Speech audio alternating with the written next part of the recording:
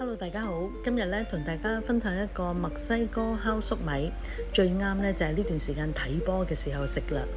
我哋主要嘅材料咧好簡單，就係有粟米啦。我哋買啲超甜粟米返嚟咧，洗乾淨，去晒啲衣同埋粟米鬚，跟住就將佢切成3段，用鉸剪喺中間嘅心嗰度轉一圈，就好容易分開呢個粟米噶啦。跟住就再用刀切成心目中大細嘅細件，嗱就好似而家呢個尺寸咧就差唔多啦。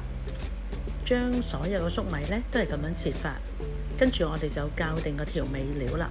咁我哋落咗孜然粉啦、辣椒粉啦、蒜粉啦、黑椒啦、鹽啦，將佢加入啲橄欖油裏面，將佢攪勻。如果你中意食辣啲呢，仲可以加辣椒落去添。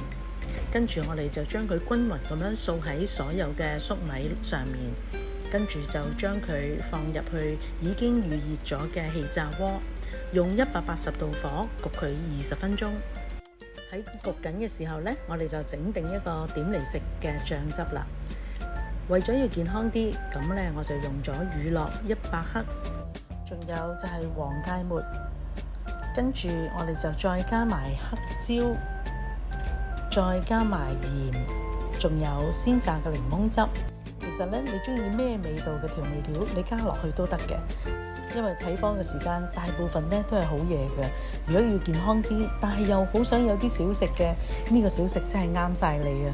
最後可以加埋一啲你喜歡嘅香草同埋芝士碎上去，就更加 perfect 啦。